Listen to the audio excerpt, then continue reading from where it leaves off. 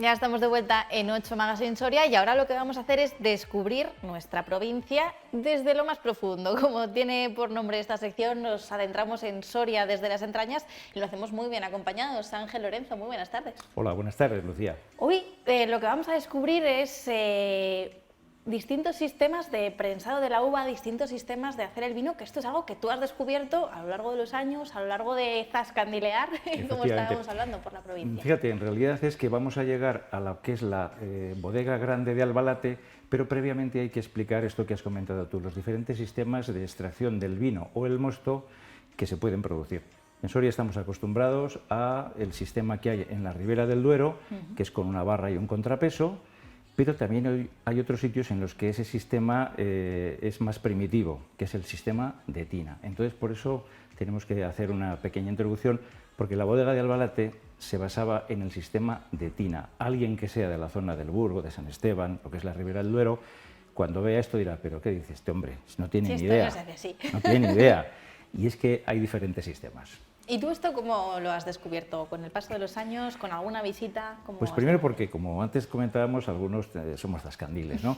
Y entonces cuando vimos en la zona este de la provincia, en la zona de Caravantes, que había unos lagares que no nos sonaban nada porque todos tenemos la idea de los de la Ribera del Duero, como digo, que básicamente es un gran tronco de árbol, generalmente de olmo, en cuyo extremo tiene un husillo, o sea, una rosca, y de esa rosca pende una piedra, aproximadamente 1000 kilos, que siempre está en el aire. Cuando se ha estrujado la uva, se le termina de estrujar con ese sistema para que dé hasta la última gota de mosto.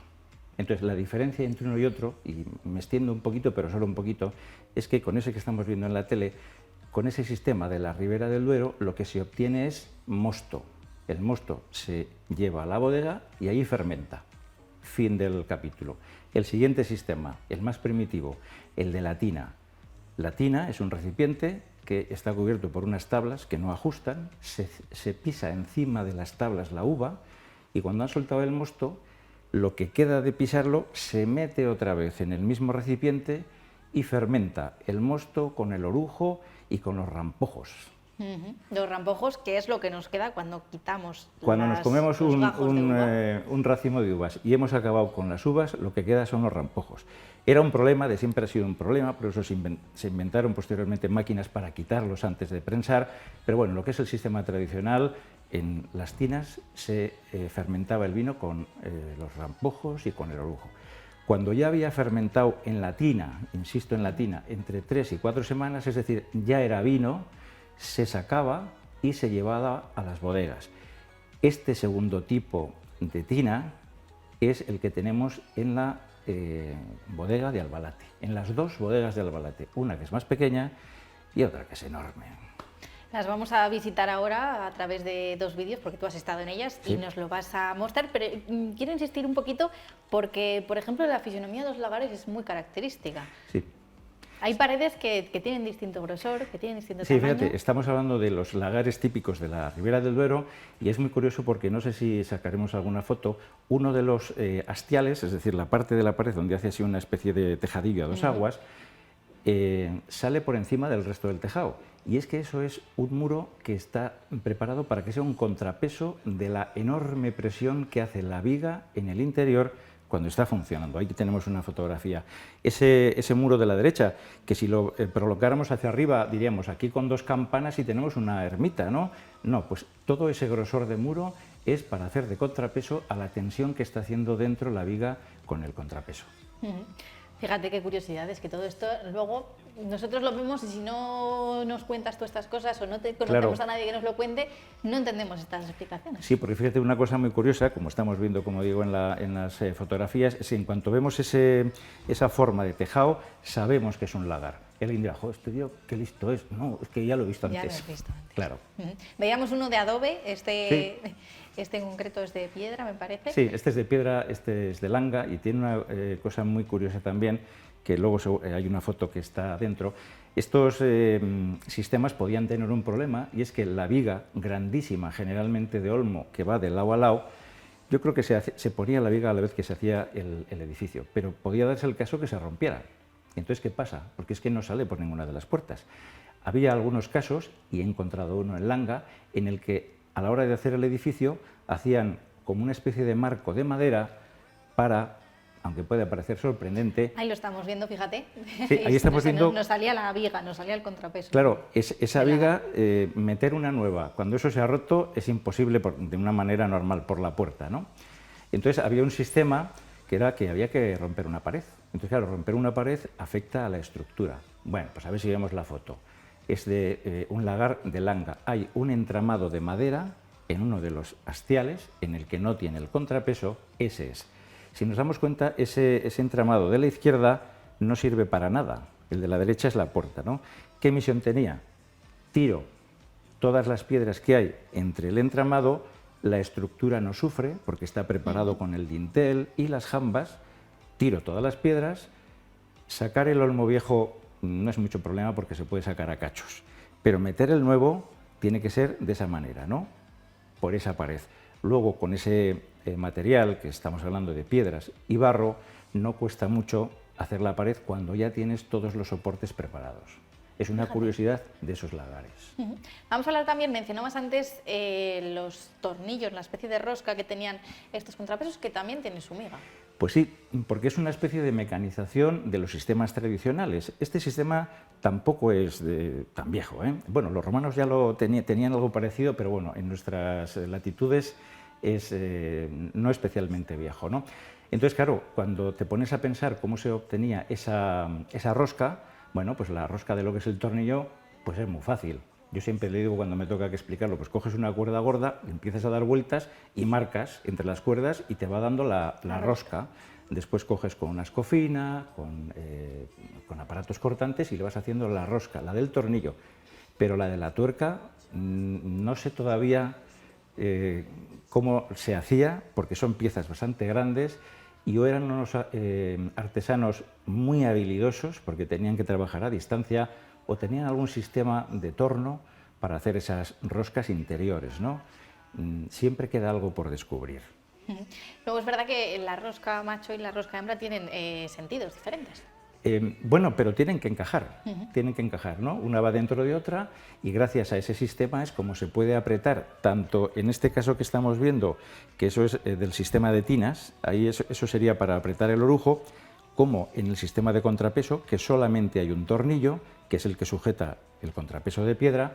Las roscas es una cosa que me ha llamado poderosísimamente la atención. Llega un momento en el que todas esas piezas se sustituyen, estas piezas de madera, por piezas metálicas. Pero claro, esas hay que comprarlas, pues yo qué sé, en su día. Pues en Soria no sé si habría al principio, habría que ir a comprarlas a Madrid, que algunos nos han contado que se iban a Madrid a por ella. Y entonces ya empieza la mecanización, pero cuando empieza la mecanización va muy rápido, muy rápido, muy rápido, y al final se acaba en las prensas manuales, que tienen un sistema de carraca, que en algunos casos todavía se utilizan ahora. Hemos comentado antes brevemente la distinción, sobre todo geográfica, de dónde se utiliza cada uno de esos dos sistemas, y el sistema de tinas lo podemos ver todavía, podemos encontrar restos, sobre todo en la zona que colinda con Aragón. ¿Tú has visto alguno de ellos? Sí, en la zona de Caravantes, Reznos, La Quiñonería, es impresionante porque siempre suele haber barrios aislados en los que están las bodegas, y esas bodegas tenían generalmente una tina. Y entonces es muy curioso porque todo este sistema está abandonado. En esas zonas actualmente, igual en alguno me equivoco, pero ya no hay vinos, ¿no? Entonces son restos casi arqueológicos de un pasado que ahí está. Estamos viendo la típica tina, en este caso es redonda, pero no es más que eso. Eran explotaciones familiares. Cada familia tenía su tina, hacía su vino una sola vez y ya está. Esa es la cosa. Vamos a ver ya las bodegas de Albalate, ¿te parece? Mira, en Albalate es un despoblado que pertenecía al monasterio de Santa María de Huerta. Era una especie de granja y tenían explotación vitivinícola, que se dice. Entonces vamos a ver lo que queda de la bodega pequeña. Yo la llamo pequeña, pero ya veréis que de pequeña no tiene mucho. Vamos a verlo. Bajo esta escombrera, ubicada entre la localidad de Deza y la de Cigüela, se encuentran los restos de la granja de Albalate, una granja que perteneció al monasterio de Santa María de Huerta y del que todavía se conservan dos bodegas, Vamos a ello. Desde aquí ya nos damos cuenta de la cantidad de escombros que soportan los restos de la granja de Albalate y los restos de la primera bodega que vamos a visitar.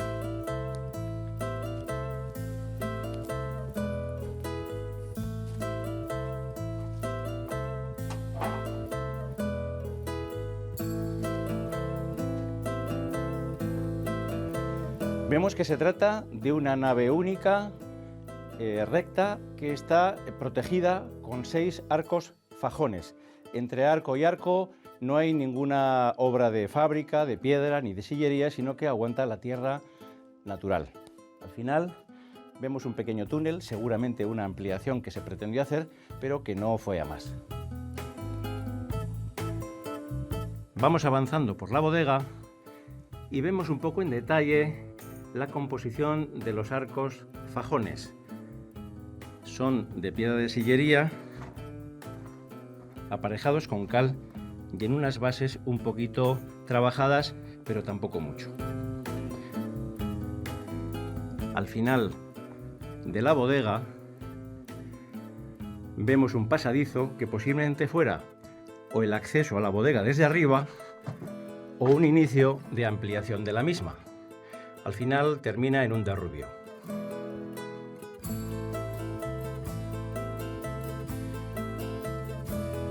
Y aquí una vista general de la bodega con la puerta de salida.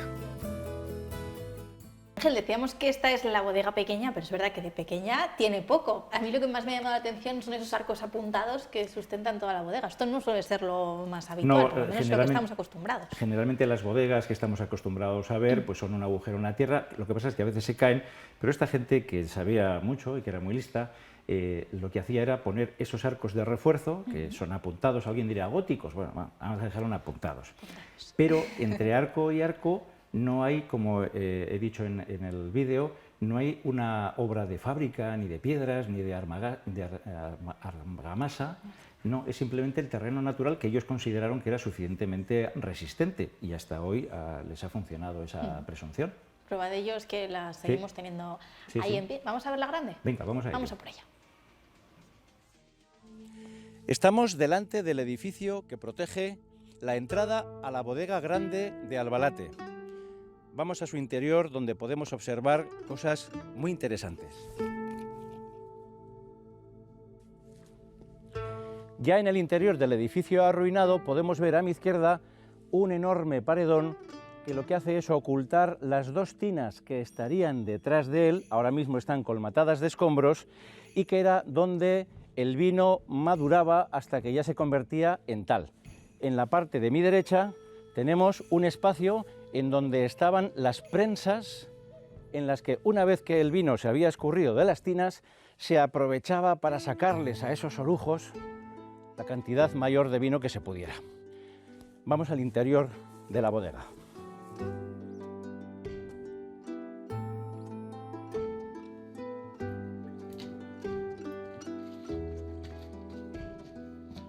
Vamos allá.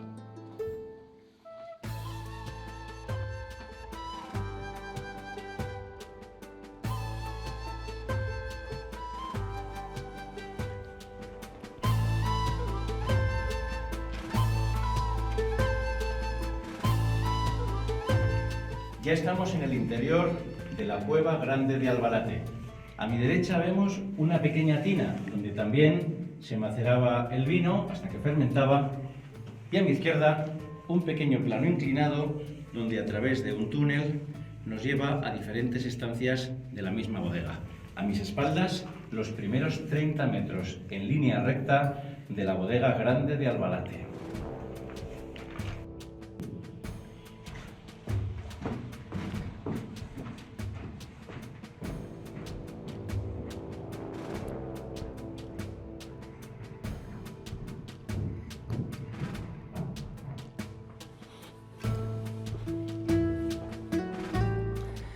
Después del peligro de derrumbe de la propia bodega, el principal problema que puede tener la misma es el famoso tufo. Cuando está fermentando el vino, exhala CO2 y es un gas asfixiante. Aquí tenemos un túnel que se hizo expresamente para que hubiera ventilación natural en la bodega grande de Albalate. Y un poquito más a mi izquierda tenemos la boca de otro túnel que va hacia otras dependencias, evidentemente también para almacenamiento de vino.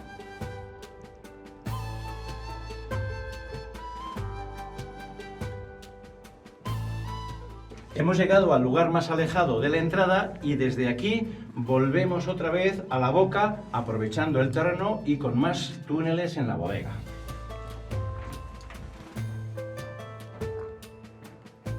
De vuelta a la entrada tenemos una zona más sinuosa, excavada, en la que tras un par de quiebros en ángulo recto estamos de nuevo en la zona de la tina y en la salida.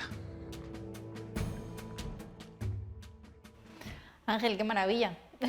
Sí, yo creo que sí, es un sitio muy interesante, poco conocido y forma parte de nuestro patrimonio, quieras que no. Decías que esto pertenecía a un señorío, porque estábamos hablando de que por dimensiones, por ingenio, a la hora de construir, a la hora de esto tiene que estar todo bajo...